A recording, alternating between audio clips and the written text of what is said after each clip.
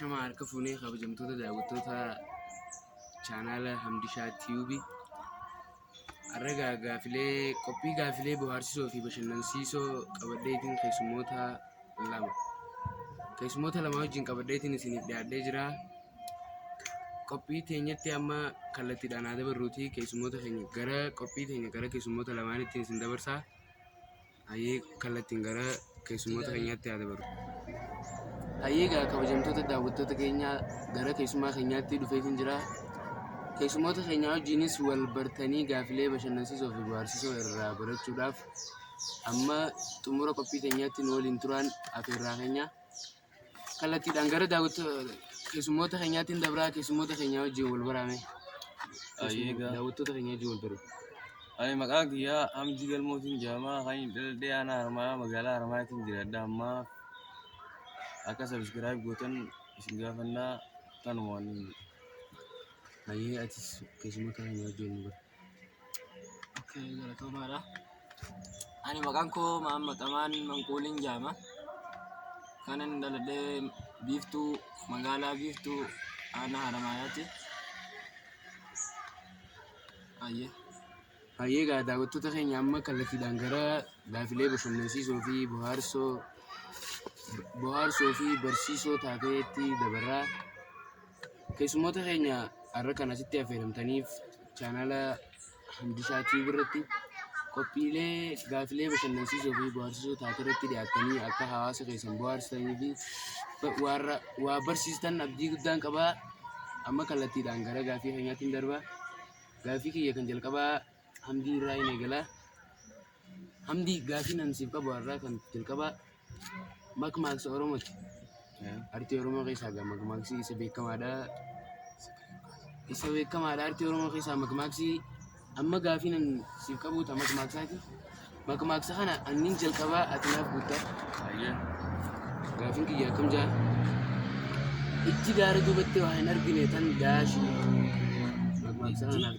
Ijji gaara duubatti waan argine tan daashii. egaa Carraa sadii qabdaa. Carraa sadii muka rifeef taman zaraatti biyya hin arganne. iji duruu gaafii har'a deeme Ijji gaara duubatti waan argine tan daashii. tan gaara duraa diigan gaara san akka agartu Tan gaara duraa diiganii hin arganne. Carraa lama bakma teessa makmaaksa. Ijji gaara duubatti waan argine tan daashii. tan mutaaniif keessaa guuran Harkattee jirta. Kabajamtoota daawwattoota keenya keessummaan keenya Hamdishaa gaafii keenya kallattiidhaan nuuf deebisee jira. Amma gara gaafii lammaffaatti dabra. Gaafii lammaffaa gara keessummaa keenya kan lammaffaatti isin dabarsaa. Keessummaa keenya kan ta'e Mahammad Amaan. Gaafii ati siif qabu gaafii lammaffaadha. Gaafii lammaffaanis makmaaksuma. Garuu ati makmaaksa kana hiikaa isaan naaf himte. Hiikaa makmaaksa kanaa. Makmaaksni akkam jedha? Ganna dhufuuf simbirroon bona mana ijaarratti. Ganna dhufuuf simbirroon Bona mana ijaarratti. gaafii akkamitti deebisee jettamee dura? Hiikaa makmaaksa kanaa naaf himta. Hiikkaa makmaaksaatiin gaafiin hiikkaa makmaaksaati. Gaafiin hiikaa makmaaksaati. Makmaaksi keenya ganna dhufuuf simbirroon bona mana ijaarratti jedha. Hiikaa makmaaksa kanaatiin barbaada. Okay. Waan qaala'insi jireenyaa dabalu jiruu fi yoo ganna dhufe simbirru wanni takka qaala'uun ol teettee bona san ijaarratte.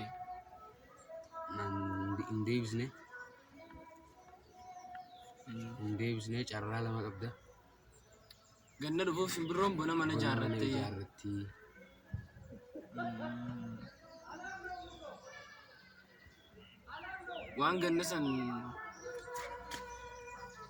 Waan ganna bakka bonaan mana ijaarratteeti ganna keessa daftee qopheessite san xumuruu deemti. Bona mana ijaarrattee gannaaf qophii xumuruu deemti. Qophii maaliif? Hiikaa kiyya kallattiin naa deebise amma hiikaa sirrii deemte. Simbirroon ganna dhufuuf bona mana ijaarratti. Qophii bakka simbirroon bona dhufuuf ganna mana ijaarratte. of qopheessuudha bakka of qopheessiteeti durarratti waan takka itti qopheessu. Wanta hiikaan isaa kallattii Osoo qormaanni hin dhiyaanne dura itti qophaa'u jechuudha bakka yoo barataa taate osoo qorumsi hin dhufne dura itti qophaa'e. akkana deebisaa sirrii deebisee hayyeegaa daawwattoota keenyaa keessummaan keenya Mahammad Amaan gaafii nan gaafadheef deebisaa sirrii naa kennee jira. Amma gara gaafii sadaffaatti dabarraa. Gaafiin sadaffaa keessummaa keenya Hamdii dhaafiin qaba. Hamdii gaafiin ammaa gaafii waliigalaati. Gaafiin xiyyaa kam jetti? Iddoo taraafikaa takka dhayxee iddoo taraafiin itti argamu takka dhayxee taraafika san bira dhaabbattee iddoo tokko deemuudhaaf makiinaa yookaan konkolaataa dura harka qabattee naaf dhaabi jetteen taraafikiinis iddoo isaa jira waan ta'eef dhaabi jeen harka dura qabee makiinaan kun dhaabbate si dhaabe moo taraafikaa dhaabe?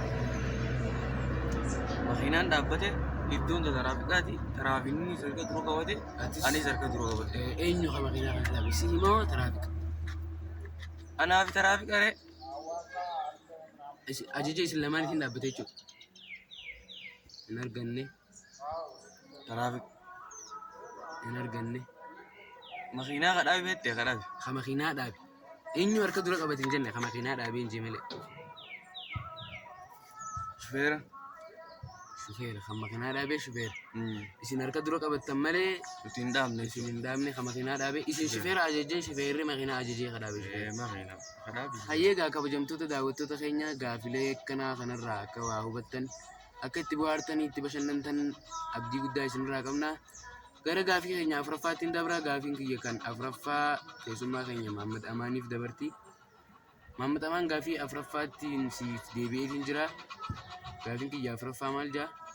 Kunis akkuma gaafii Hamdiin gaafatame gaafii waliigalaati.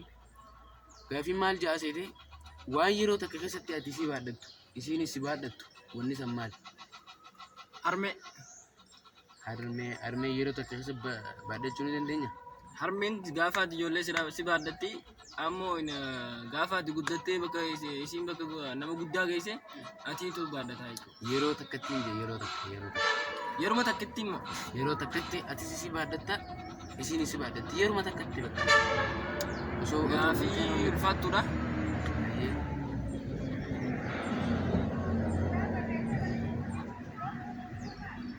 Waan yeroo takka keessatti ati si baadhattee isiinis si baadhatti. isiinis si baadhatti. Makiinaa Makiinaa hin arganne carraa tokko qabda.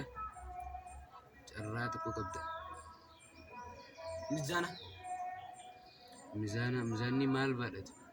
Wanni mizaanii gubbaa kaayyamu mizaanani baadhachuu ni danda'a? kopheedha. Argattee jirta gaa kopheedha. Kopheen yeroo ati irra ejjettu isii si baadhatte yeroo ati lafaa kaastu ammoo siitu isii baadhatte. Daawwattoota keenya gaafii akkanaa kana qabannee isiniif dhiyaannee akka isin irraa bohaartan itti gammaddan abdii guddaa isinirraa qabnaa. Amma gara gaafii shanaffaattiin dabra. Gaafiin shanaffaan keessummaa keenya Hamdii dhaafii hin qabaa. Hayyeegaa Hamdii gaafii shanaffaa isinitti deebi'ee jira. Gaafiin shanaffaan akkam jira? Waan abbaan bite ittiin fayyadamne abbaan bite ittiin fayyadamu abbaan bitameef hin argu. Maali wanni san? Makiinaan abbaan bite ittiin fayyadamu dalagaa oltee tiraanspoortii Wanta gurtiimi. abbaaf galchitii Safaarii gurtiimi. Akkamitti fayyadamta isaani malee maallaqa galchitiif barga abbaadhaaf galgala itti fayyadamu. itti fayyadamu san. Maalidhi?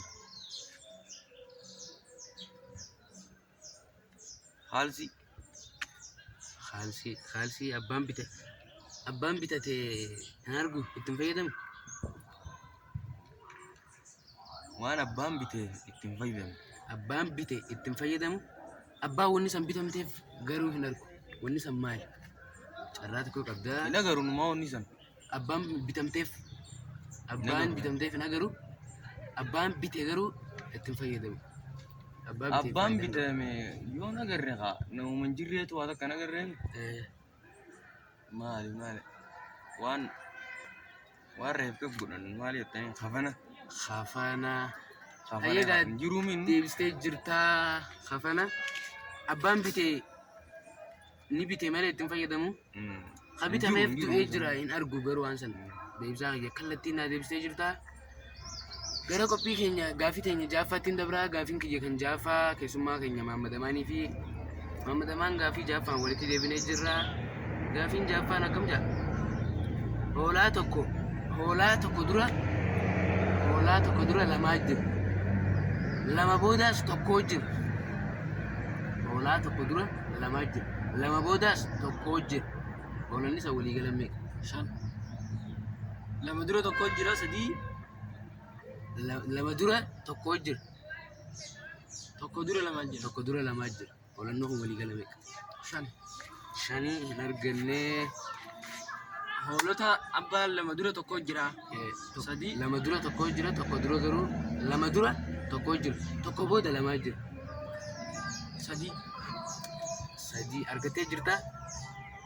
Hayyeegaa kabajamtoota daawwattoota keenyaa gaafiilee torbaffaattiin dabraa. Gaafii torbaffaa keessummaa keenya Hamdiitiin qaba. Hamdii gaafiin ammasiif qabadhee dhiyaadhee dhufee ammallee gaafuma waliigalaati. Gaafiin kiyyaa kam jaa? Waan lama ta sadi hin taane, sadi ta afur hin taane, afur ta shan hin taane, wanni san maali? waan lama ta sadii hin taane Ta sadi hin taane, waan sadi ta afur hin ta taane, afur hin taane wanni san maali? sadii ta afur hin taane afuroota hin shan hin taane Hin taane maali wanni san? shanoota jedhamu Shanis ta jaha hin taane, shan hin jirtu wanni san shan hin jirtu. Lama ta sadi hin taane, sadi ta afur hin taane, afur ta shan hin taane, wanni san maali? lama Lama ta sadi hin taane. Hin taatu? wanni san immoo wanni tirfooyti kaa wanni dalagatan guutumni tirfooyti garuu maal qofaatu hin taane seete Baay'ee ibidda ibidda qoraan akka qoraan itti hidhatu nettummaatu itti ulfaa'uun deemu.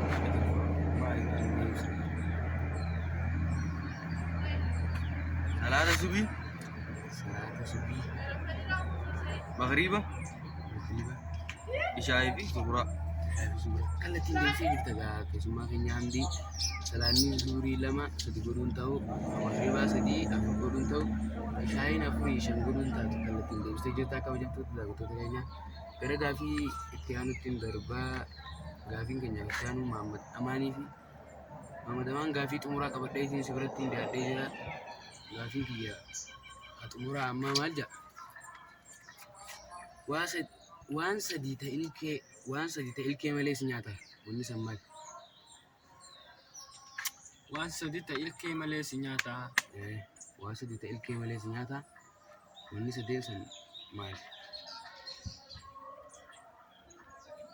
Lukkuu. Hin arganne lukkuun nama nyaatti. Lukkuunis ilkee hin qabdu, afaan qabdu malee ilkee hin qabdu. Nama nyaattu lukkuun ilkee qabaachuu baattus.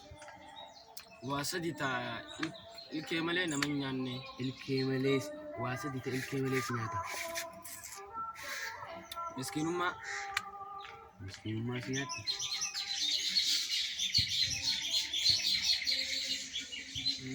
Jaalala.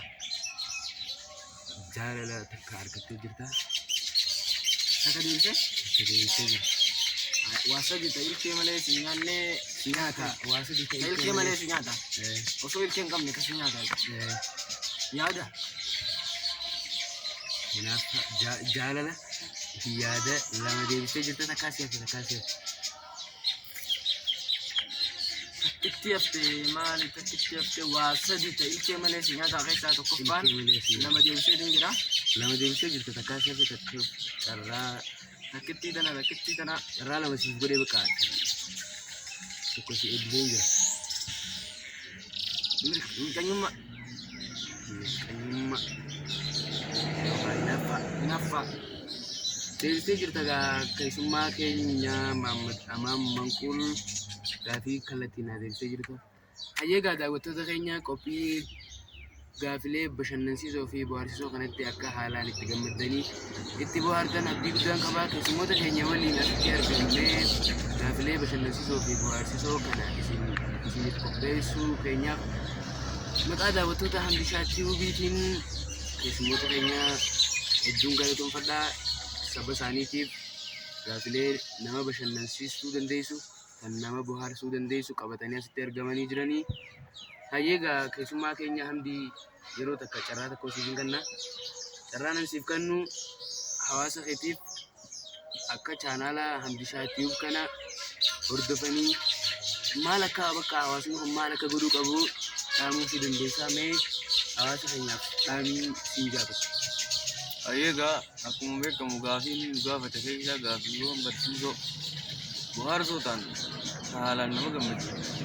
Isaan gaafii tan namni illee ni caqasaan yaadaa yaanii itti yaadanii mudaa namni itti yaadne waan ta'eef nuti akka carraatee rabbii nu raffise malee deemuu hin dandeenye. Maaliif waan gaafii bashannansiisuu bohaarsuu ta'e irraa baradhaa isin jenna. Tanumaan jaa galatoomaa isinis isin naaf heeruu isiniif hedduu galatooma. Hayyeegaa keessummaa keenya Muhammad Amaan hawaasa daawwattoota keenya kanaaf maal dhaamuu dandeessaa? Gaafilee bashannansiisoo fi bohaarsisoo kana akka Hamdishaatiif lamada qabatee deebi'uuf isaan akka jajjabeessan nuuf godhuu isin jenna. Okay.